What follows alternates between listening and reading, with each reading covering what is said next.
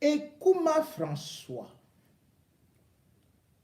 voilà un nom qui vient de s'inviter dans l'actualité au Cameroun, parce que depuis un certain temps, dans son inventivité, se ressourçant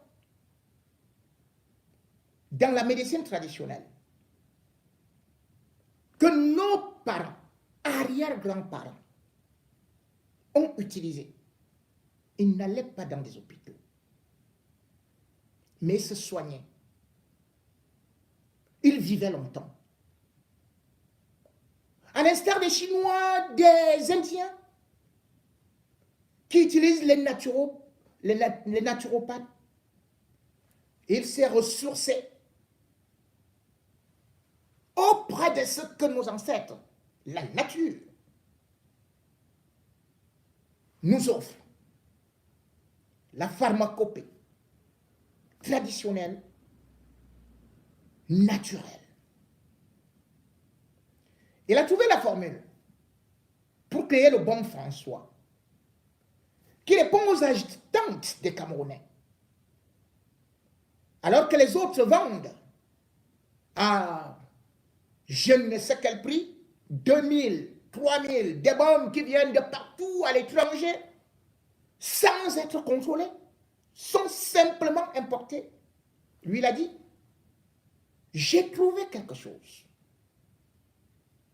pour mon peuple qui souffre des maux de tête, qui souffre des courbatures, qui souffre de beaucoup de maladies bénignes qui parfois peuvent devenir malignes et entraîner la mort. Le peuple a applaudi parce que les résultats sont concrets sur le terrain. Mais comme d'habitude, lorsque vous avez le succès au Cameroun, vous attisez la jalousie de ceux-là qui prétendent avoir réussi, avoir eu des gros diplômes, mais qui n'ont jamais rien inventé. Ainsi, ceux qui font partie de l'ordre national des pharmaciens du Cameroun, soi-disant ONPC, avec la complicité du gouvernement, ont donc décidé de lui mettre les bâtons dans les roues pour que le bon François disparaisse. Que d'années de travail, que de familles qui vont tomber dans le chômage. Et pourtant, ces pharmaciens camerounais n'ont jamais rien trouvé. La seule chose qu'ils reproduisent, qu'ils copient, c'est le paracétamol. Des années d'études à travers le monde. Quand ils reviennent, ils deviennent tout juste importateurs de médicaments. Et quand un Camerounais se lève, dit ce n'est pas possible. Vous vous rendez compte, le Cameroun importe 93% de médicaments. C'est une catastrophe. Un pays qui ne peut pas se soigner. Le Covid est arrivé. On a vu. Bien sûr, un homme d'église, un homme de Dieu, inventé un cocktail qui a guéri les Camerounais. A-t-on eu besoin des pharmaciens qui n'ont rien créé? Qui n'ont rien sorti? La seule chose que la grande pharmacienne nous a inventé,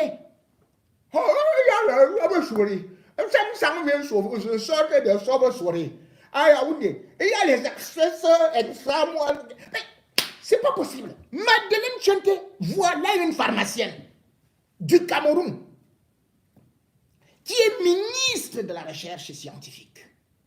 Et qui, lorsque le Covid arrive, elle court en Inde pour aller chercher chez les marabouts indiens les produits de là-bas qui n'ont été validés nulle part.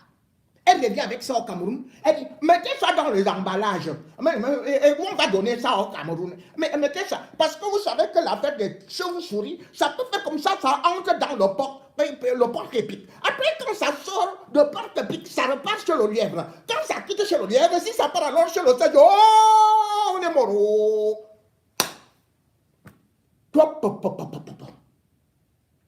Voilà donc nos pharmaciens qui bloquent donc un Camerounais dont le produit est en train de décoller, de soigner des Camerounais, et qu'on n'a vu personne qui est mort.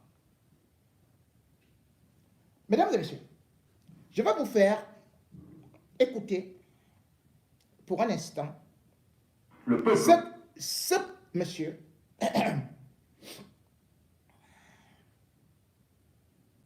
qui, de façon très sportive, essaie de raconter ce qui lui est arrivé.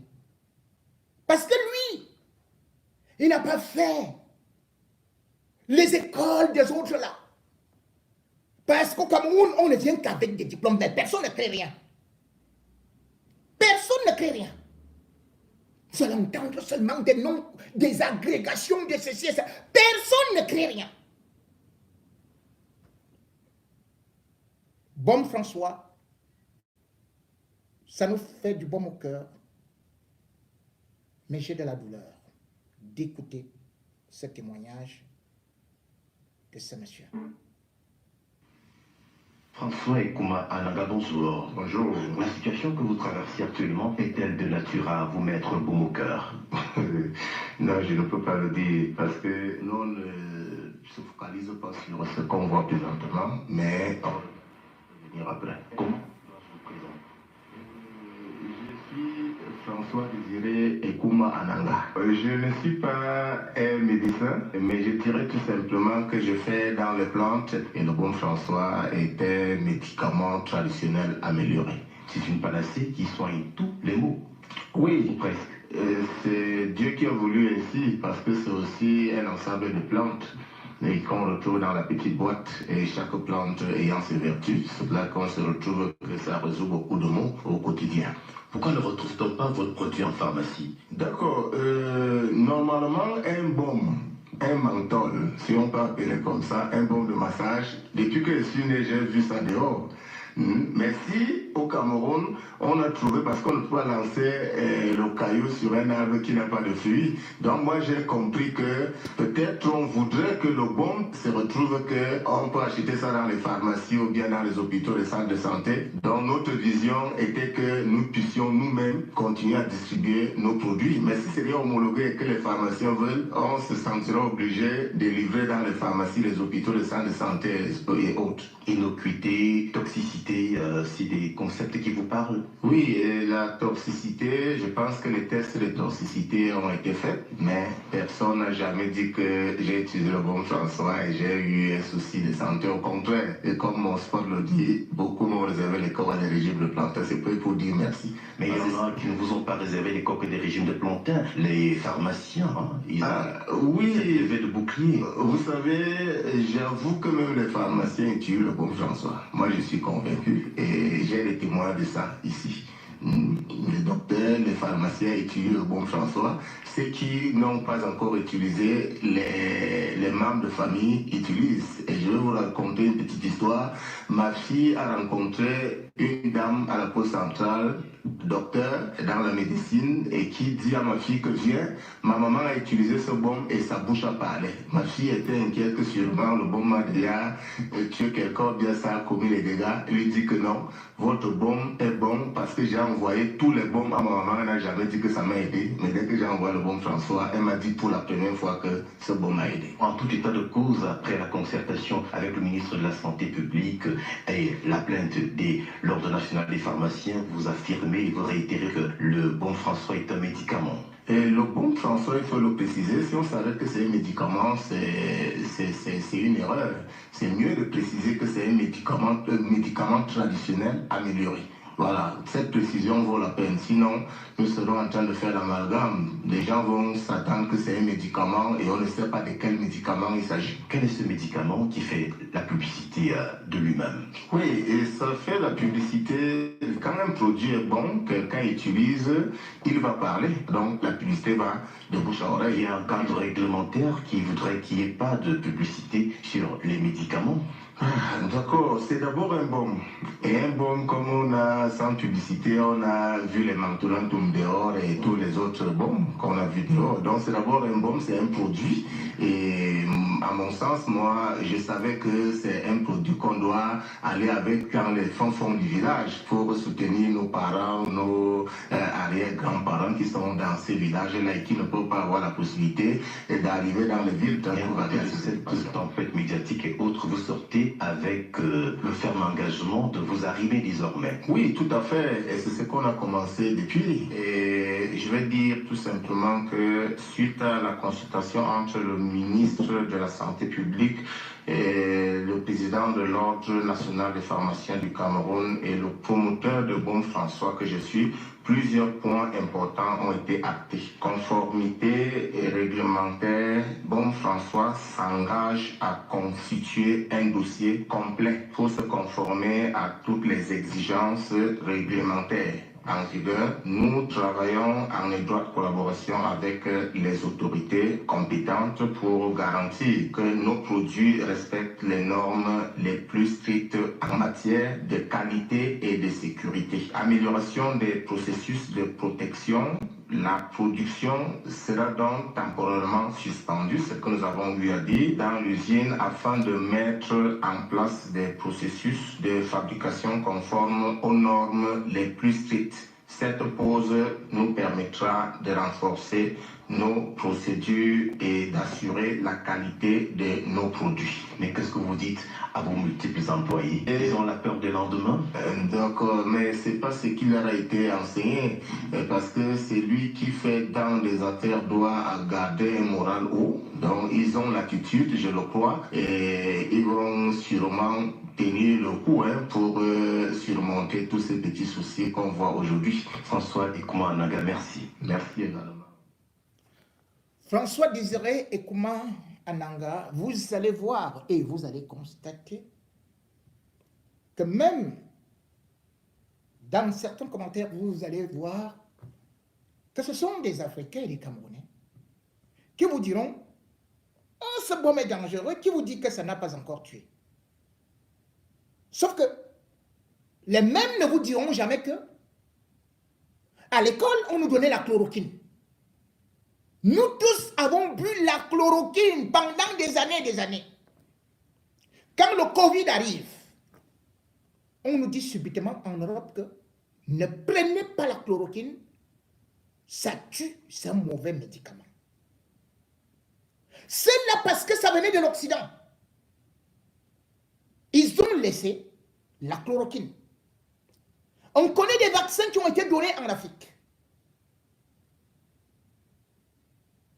qui ont paralysé les Africains. Et d'ailleurs, même sur le VIH, il est prouvé qu'au Congo, on est venu faire de l'expérimentation sur des gorilles. Et même au Cameroun, on a fait sur des prostituées qui en sont décédées. Les Africains applaudissaient. Les Camerounais applaudissaient. Mais quand il s'agit d'un Camerounais, c'est là où vous allez voir les organisations des médecins, des pharmaciens, venir se bomber le torse, alors que les produits asiatiques qui ne sortent d'aucune usine certifiée sont vendus dans la rue. D'autres viennent du Nigeria. Et il y a même des médicaments qui sont fabriqués en Inde comme ça, qui atterrissent. Nos parents nous ont purgés. Allez-vous demander peut-être à un Européen qu'il purge son enfant avec le piment ou bien les écorces d'Afrique? La colonisation a fait de telle sorte qu'on oublie même que ce sont les arbres et les herbes qui sont d'abord le meilleur médicament. Et si on dit donc que ça a tué, qui a donc eu à comptabiliser le nombre de morts? Voilà le Covid. On nous a bombardé, boum, boum, boum, boum. Aujourd'hui, quelques temps après, on nous dit, deuxième. pour que je sorte, je suis parti prendre.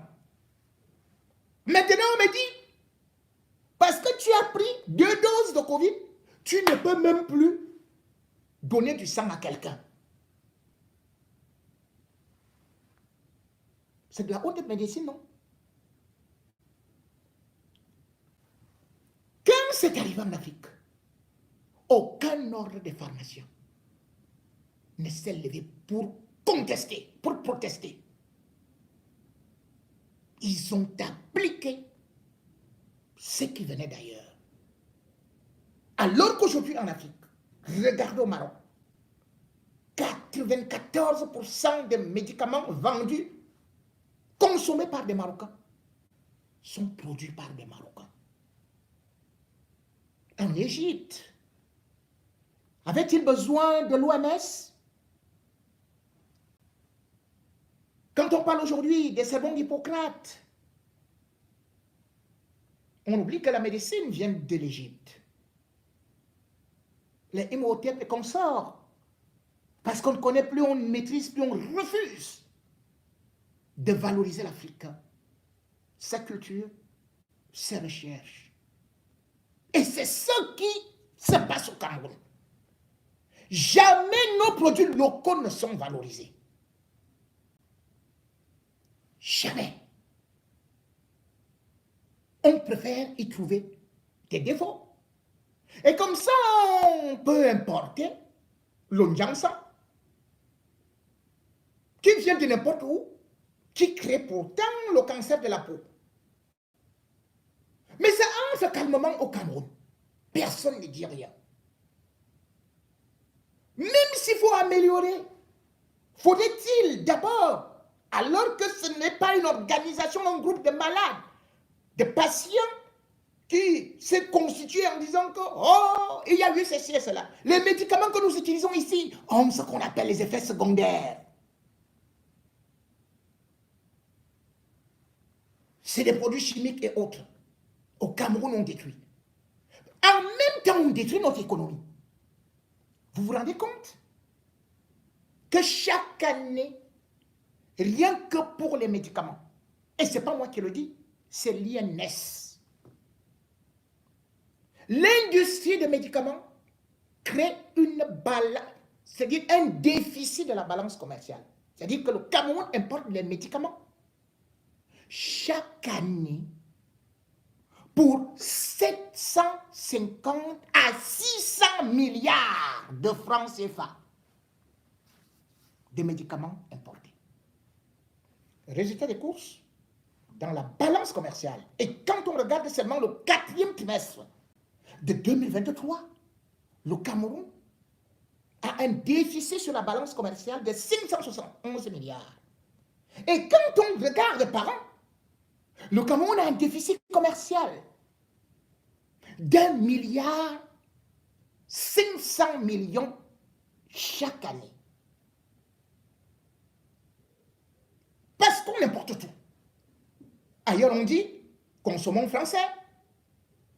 Au Burkina, au Ghana, consommons local.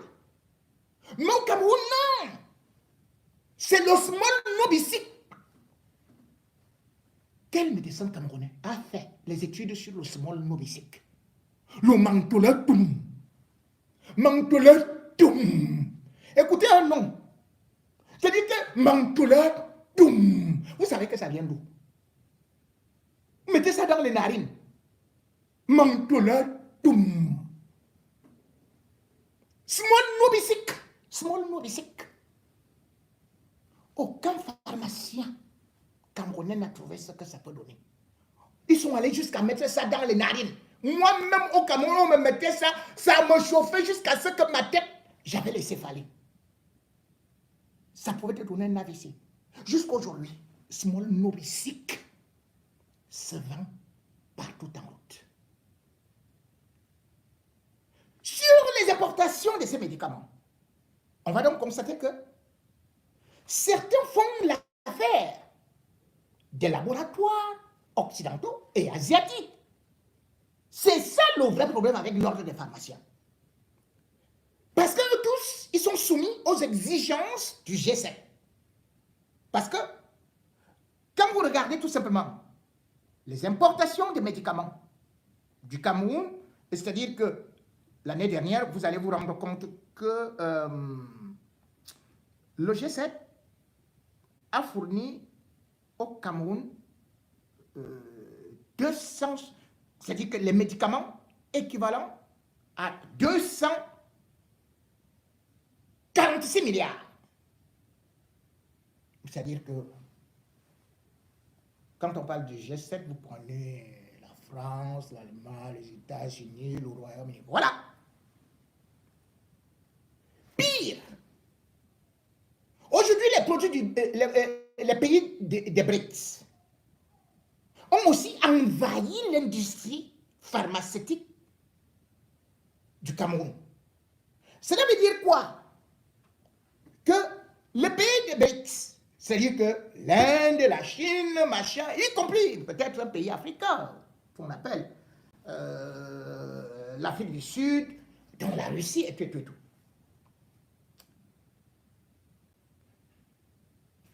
Combien de leurs produits on a consommé? 275 milliards.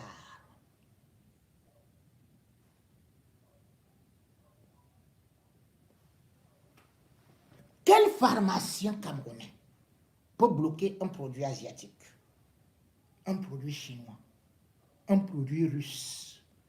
Ils ont d'abord quels instruments? À part acheter la glycérine et transférer dans des... Ils prennent ça dans des bidons. Ils mettent ça dans les petits trucs là et tout. Après, ils revendent. Les pharmaciens, c'est pas quoi?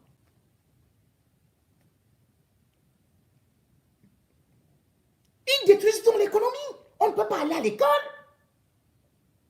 Pour être des revendeurs, ils sont des Bayan Selam. Les pharmaciens camerounais sont des Bayan Selam.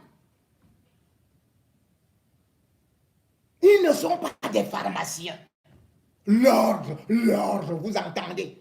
Comme on dit justement, l'ordre, vous connaissez les grands ordres là. La franc-maçonnerie, la Rose-Croix, la machette, tout. C'est ça l'ordre. C'est ça l'ordre.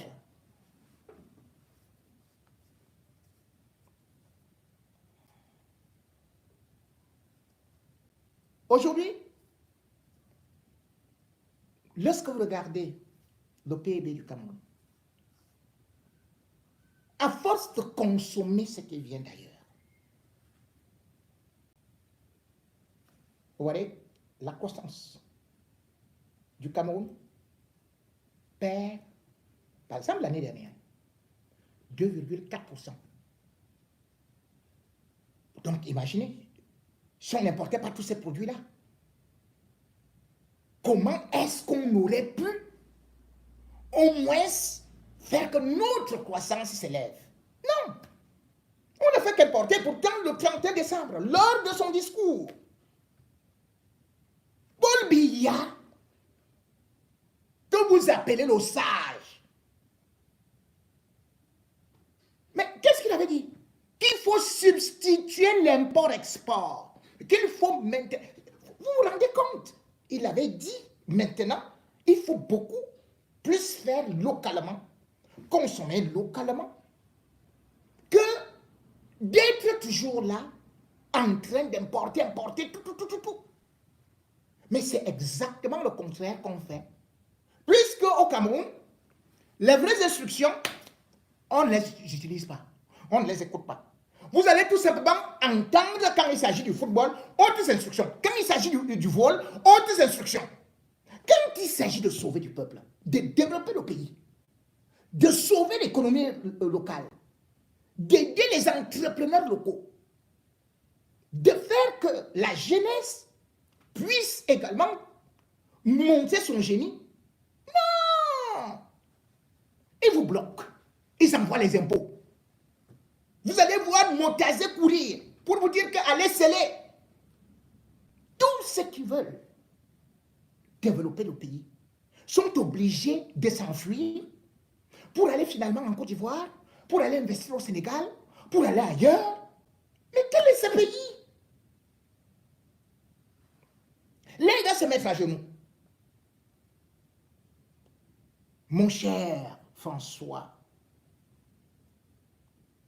et Kouma, pour que son histoire d'école, on va lui dire, d'abord, tu vas nous donner tel nombre de centaines de millions là. Deuxième des choses, comme on a dit, le BAM ne sera plus à la portée de tous les Camerounais. On va le mettre en pharmacie. De 500 francs, il coûtera 1500, voire 2000 francs. Ils vont se taper un bénéfice de 1500 francs par boîte.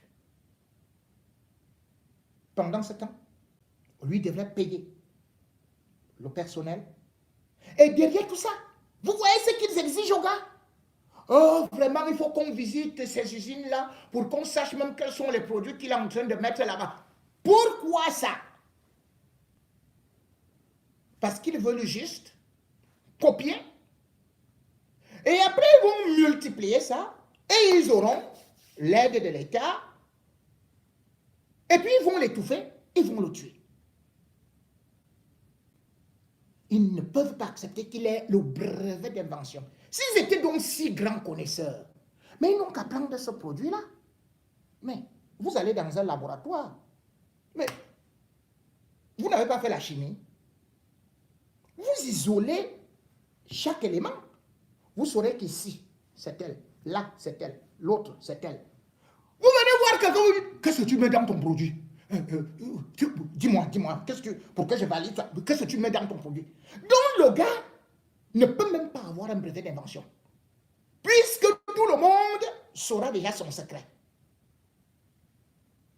Pourquoi vous ne partez pas demander chez les Occidentaux, chez les Asiatiques, ce qu'ils mettent dans leurs médicaments? Ce pays tue les génies. Ce pays est un pays, est un no man's land. La loi ne s'applique que contre les plus faibles. Parce qu'il n'y a pas un véritable État. C'est un État sans foi ni loi. C'est un État où, si tu veux lever la tête, on t'abat. C'est un pays qui a perdu sa moralité. Et d'ailleurs, quelle moralité peut-il y avoir lorsqu'on voit que même des hommes qui sont supposés l'incarner, soit ils sont de leur côté, soit ils sont assassinés.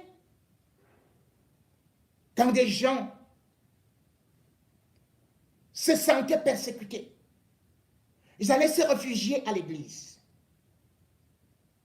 Ils allaient trouver réconfort. Mais aujourd'hui, même l'église, le régime Biya a détruit. Parce que sous les soutanes se cachent aussi d'autres braqueurs sexuels. Et quand on veut même les dénoncer, eh bien, ceux là, prélats qui ont tenté de le faire, ils sont assassinés.